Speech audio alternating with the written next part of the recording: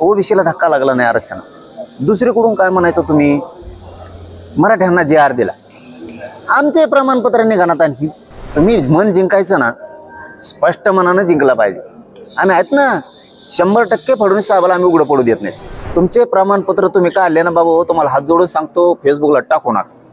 इकडं असं टोकरी तर इकडच्या यायला त्यांना रातभर झोपा येत नाही. ते एवढं पांढरं पड, आता 15 दिवस काहीच बोला नाही. बार बार तेच सांगतो मी की आम्ही त्यांना सांगितलं, त्यांनी शेवटच्या क्षणाला कोणा मराठ्यांचं कल्याण केलं. ते शब्द आहेत माझे, ते बदलत नाहीयेत.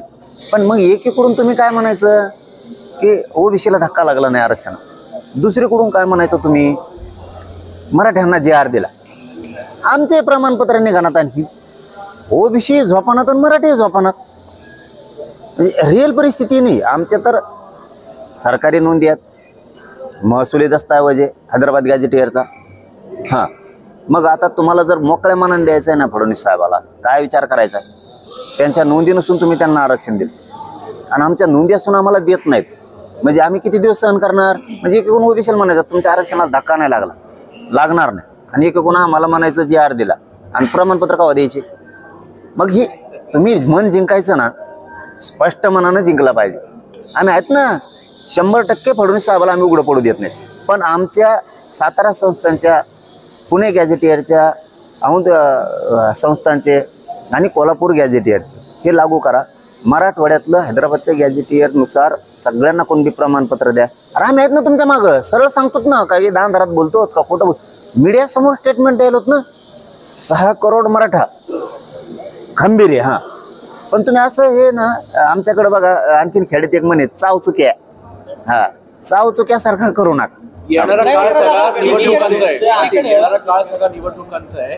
पुन्हा हा पेटणार विषय, मग पुन्हा सगळं आंदोलन उभं राहणार. याच्यात ना सरकारने तुमच्यापर्यंत जी भूमिका घेतलेली त्याबद्दल काय हाताने पेटणार, कारण आमचा जे आर निघालाय मराठवाड्यातला मराठा मी सगळा आरक्षणात घालणार, त्याचं दुमत. सातारा संस्थांचं सुद्धा घेणार आहे. या मंगळवारी त्यांनी मला शब्द दिला. मी पहिल्यांदा पुण्याच्या प्रेसमध्ये मीडियाच्या बांधवाला सांगतो की याच्यामध्ये ते अहवाल स्वीकारून आत्ताच्या कालच्या मंगळवारच्या कॅबिनेटमध्ये स्वीकारून ते जी आर काढणार आहोत. आणि त्यांचं म्हणणं आहे की आणखीन कोल्हापूरच्या संस्थांचा काही थोडा आम्हाला अभ्यास राहिला. त्यांचा फोन आला, कारण मंगळवार झाला की मी लगेच फोन लावला. आपल्याकडे मध्ये दम नसतो लगेच. अरे म्हणलं ते काय झालं, सातारा संस्थांचा जी आर कम नाही काढला तुम्ही.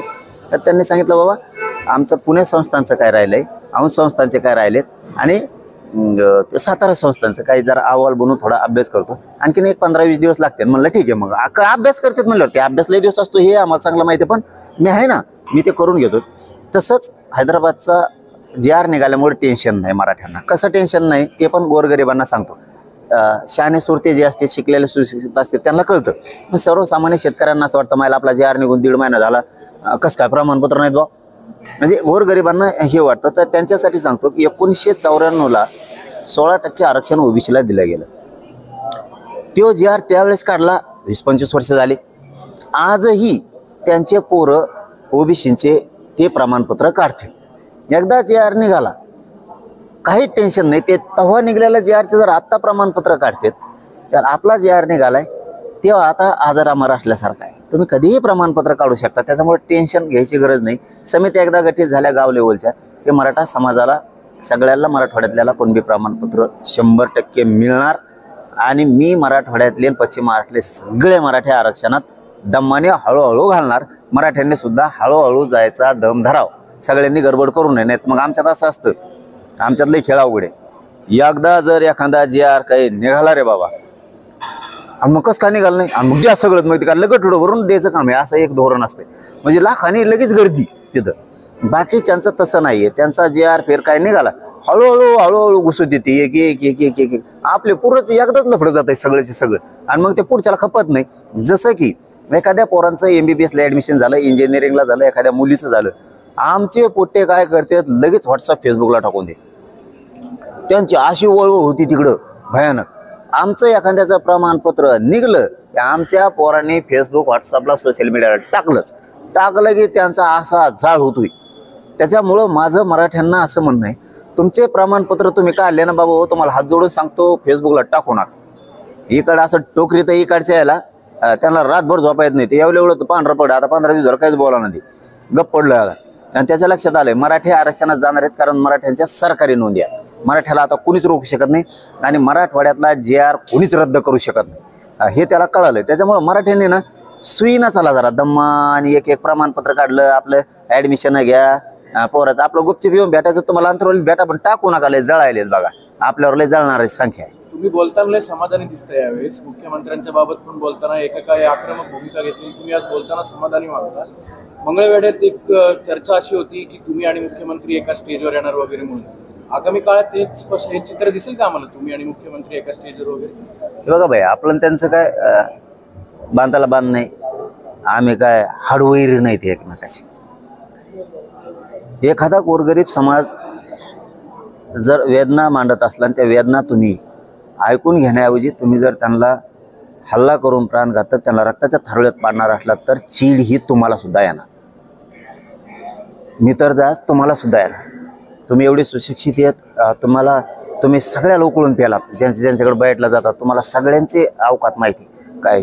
पण एखादा शब्द जर तुम्हाला बोलत तुमच्या सुद्धा तळपायाच्या आग मस्तकाला जाणार, कारण तिथं सुशिक्षितपणा काही कामाचा नाही असं वाटतं, कारण आपल्या प्रतिष्ठेवर घाला झाला असं तुम्हाला वाटतं.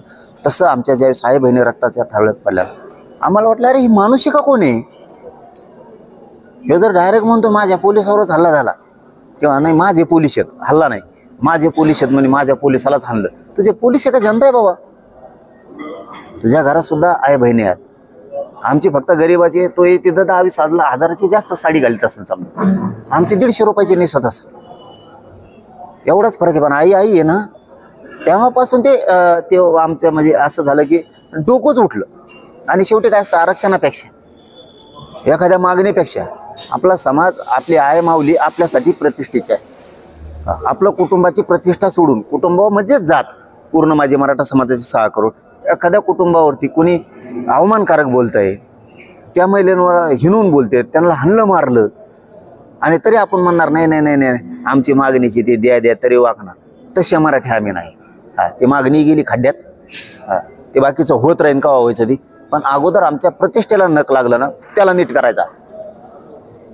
हे कारण ती इतकं लागलं ना त्यावेळेचं, तुम्ही आता त्याच्यात नेलं ना, खरंच मला दिवसभर करमत नाही, शपथ सांगतो मी, खोटं नाही बोल. मला जर अंतरवलीतल्या त्या हल्ल्याच्या विषयात जर वापस नेलं ना, मला दिवसभर करमत नाही, कारण ते स्वतः आम्ही डोळ्यानं बघितलं. तुम्ही नाही बघू शकत डोळ्यानं, शपथ सांगतो तुम्हाला.